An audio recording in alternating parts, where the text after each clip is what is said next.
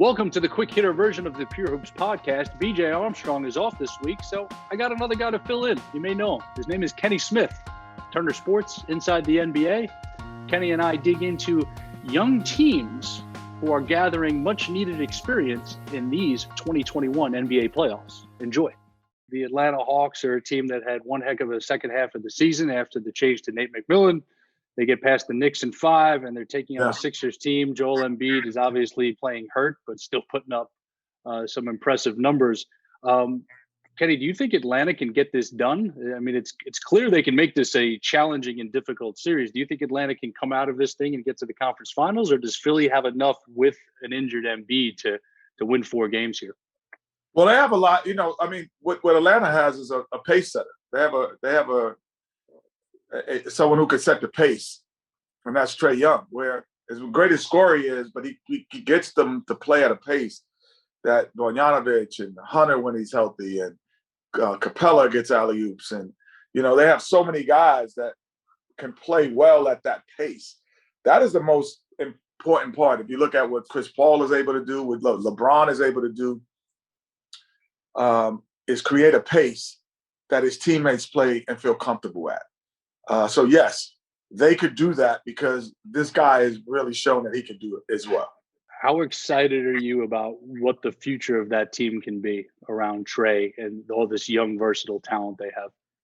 Yeah, I mean, they still have guys hurt, like Cam Reddish is just coming back, who's been hurt all year, coming off the bench. Like, they have a really explosive, young, now getting experience. A lot of times teams aren't experienced and young. They're getting experience and being young at the same time. Yep. Speaking of young and experienced, Western Conference, let's look first at the Phoenix Suns and what they've been able to do against the Denver Nuggets. Obviously, Denver without Jamal Murray, Will Barton just back in the lineup. As great as Joker is, this is a tall task for them, and we're seeing why on the floor. How impressed are you with Phoenix here and the path that's in front of them, which should get them to the Western Conference Finals? Super impressed, but the one thing about them also is, the team that went 8-0 in the bubble is the same team we're watching, pretty much, with the addition of Chris Paul. So Rubio was running the point. They went 8-0. Chris Paul continues that and adds more to it. The team with Denver is not the same team we saw in the bubble. They have 4 different guys in the starting lineup. Capaccio and Aaron Gordon. And the Jeremy Grant loss is still felt, huge. I think, because of that versatility.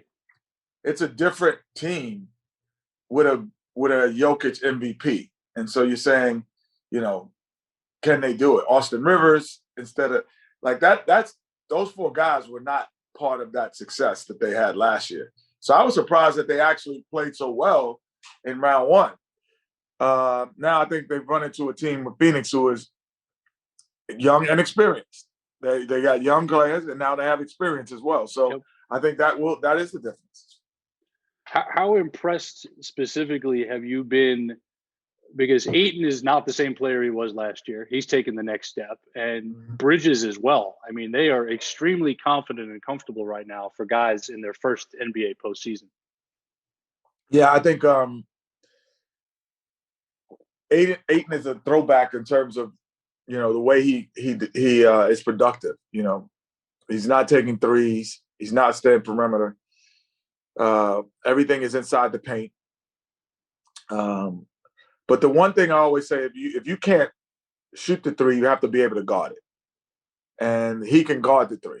So I think that's really has helped him out. But to me, the biggest part of his game is that he takes one aspect of Joker away, is the interior. So he doesn't just post up and be able to score in the post. And now he's more of a perimeter big, where when he plays most guys, he can do both.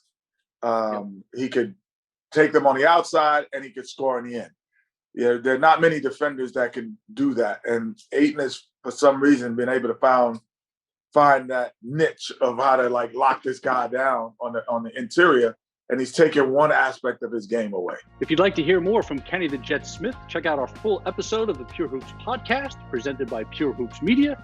Also, check out our YouTube channel and website for our expansive basketball content. Stay safe, stay classy, stay pure.